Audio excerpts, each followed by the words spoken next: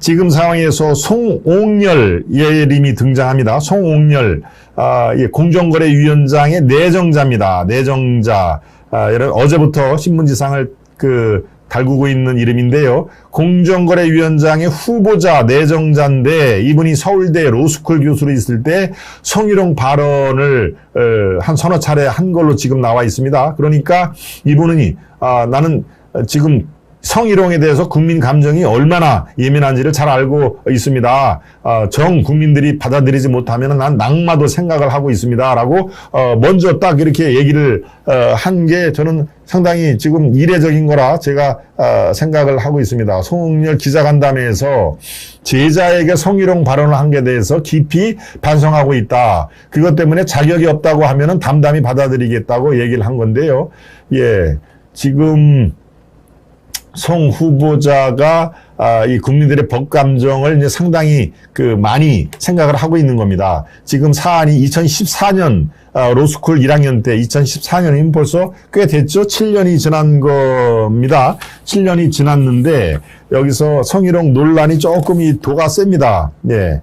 100여 명의 모인 술자리에서 성희롱 발언을 했는데 마치 이렇게 껴안고 싶다거나, 그렇죠? 그 얘기도 했고, 어떤 남학생한테 저 여학생 괜찮은 것 같으니 사귀어봐라, 이런 얘기도 한 걸로 제가 기억이 납니다만은, 그때 그 일로 한번 홍역을, 제가 그쪽 아는 분이 있어가지고, 취재를 했는데, 그 당시에 상당히 시끄러웠답니다. 예, 서울대 로스쿨에. 그래서 이제 본인의 사과를 받고, 다시는 재발을 하지 않겠다라는 재발 방지 책도 학교 측에서 제시를 해서, 이게 이제 큰 파문이 없이 지나가는데, 이분이 공정거래위원장의 내정이 됐기 때문에 당시 이런 일도 있었다라고 당시 학생였던 분들이 이제 이 문제를 제공을 한 것이죠.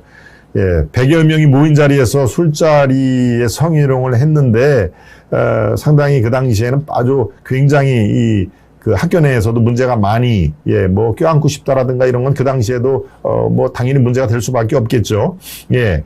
그래서 이 송 후보자가 그것 때문에 자격이 없다거나 문제가 생겨도 나는 담담하게 받아들이자고 생각을 하고 있었다. 흔히 말하는 낙마, 그런 부분도 난 지금 생각하고 있다라고 본인이 이렇게 먼저 방어막을 친 겁니다. 전 국민의 그 감정에 저를 수용하지 못하고 성희롱 문제가 그렇다면 난 낙마까지도 생각하고 있다라고. 글쎄요, 내정자 입장에서는 상당히 진일부한 그런 멘트죠. 네. 지금 이런 말이 이런 이 파문을 진정을 시킬지 아니면 오히려 더 이 불쏘시개로 해서 불이 더 활활 탈지 요거는 모르는 얘기입니다. 여러분들이 어떻게 판단을 하시느냐에 따라서 이게 이런 여론이 더 불길처럼 타오를 수도 있고 잠잠해질 수가 있는데 바로 이 문제에 대해서는 오늘과 내일이 굉장히 중요한 그 부분이 아닌가 싶은 생각이 듭니다. 네. 그렇군요. 또 언론이 시끄럽겠네요. 지지율 폭락하겠어요. 김나연님. 균형 잡힌 시각, 소신과 전론. 아시아투데이 김전무 감사합니다. 아이고, 천일TV님 제가 아주 최고의 덕담. 제가 오히려 더 감사드리죠. 네. 예, 충분한 반성이 있었는데 한 번 정도는 용서해 주는 것이 어떨는지요. 꽃잔디님. 아마 저렇게 생각하시는 우리 꽃잔디님의 의견에 동조하시는 분들도 굉장히 많을 겁니다.